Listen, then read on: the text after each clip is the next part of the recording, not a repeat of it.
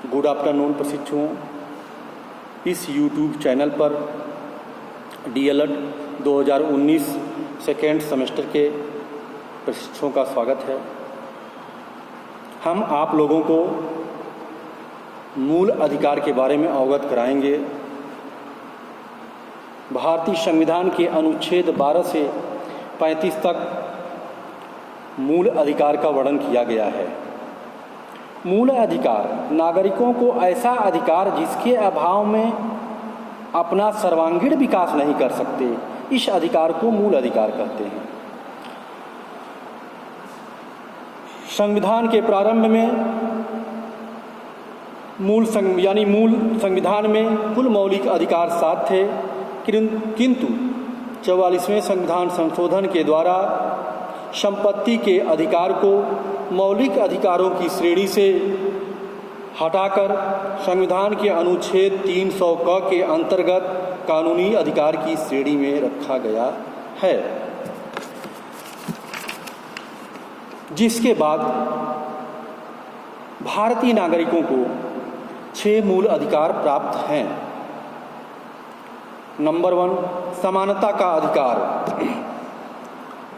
भारतीय संविधान में अनुच्छेद 14 से 18 तक समानता का अधिकार प्राप्त है। विधि के समक्ष समानता, यानी सभी व्यक्तियों को विधि के समक्ष समान माना गया है, चाहे वह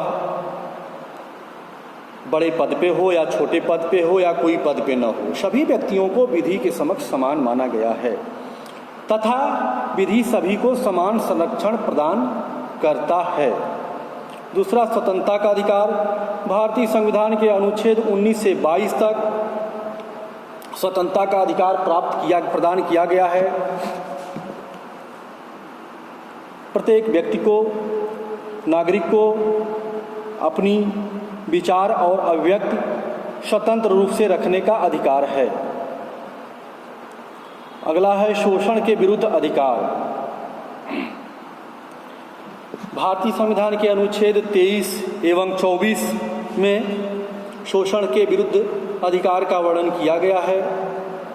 मानव और दुर्व्यापार एवं बाल श्रम का प्रतिषेध किया गया है।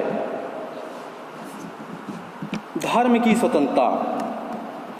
भारतीय संविधान में अनुच्छेद 25 से 28 तक धार्मिक स्वतंत्रता का अधिकार प्राप्त है, जिसके अंतर्गत अंतःकरण और धर्म की अबाध रूप से मानने आचरण करने की स्वतंत्रता प्राप्त है। संस्कृति और शिक्षा संबंधी अधिकार।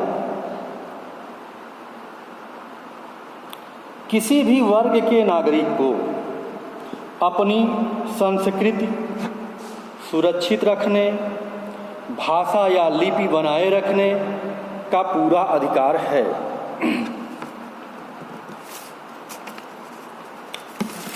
संवैधानिक उपचारों का अधिकार। भारतीय संविधान के अनुच्छेद 32 में संवैधानिक उपचारों के अधिकार का वर्णन किया गया है।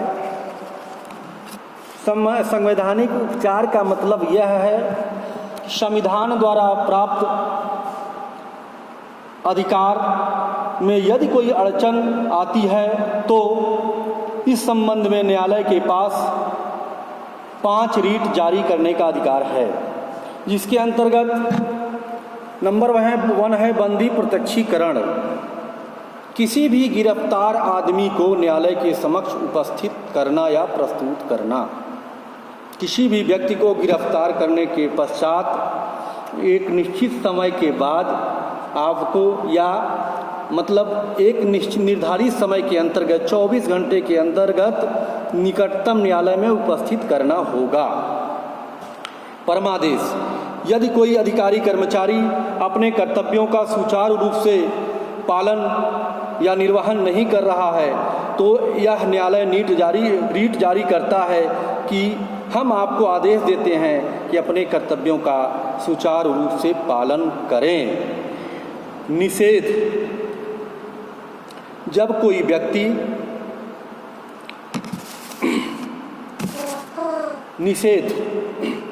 जब निचली अदालत अपने अधिकार क्षेत्र को अतिक्रमण कर किसी मुकदमे की सुनवाई करती है तो ऊपरी अदालत ऐसा करने से रोकने के लिए प्रतिषेध लेख जारी करता है।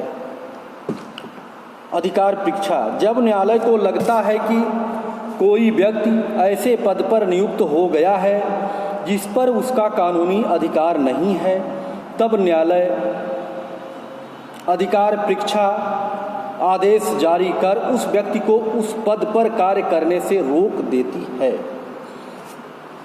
उत्प्रेषण, जब कोई निचली अदालत या सरकारी अधिकारी बिना अधिकार के कोई कार्य करता है तो न्यायालय उसके समक्ष विचाराधीन मामले को उससे लेकर उत्प्रेषण द्वारा उसे ऊपर की अदालत या सक्षम अधिकारी को हस्तांतरित कर देता है।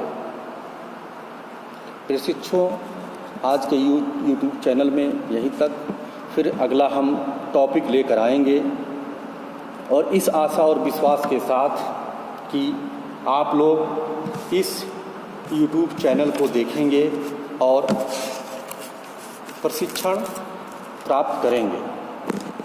धन्यवाद।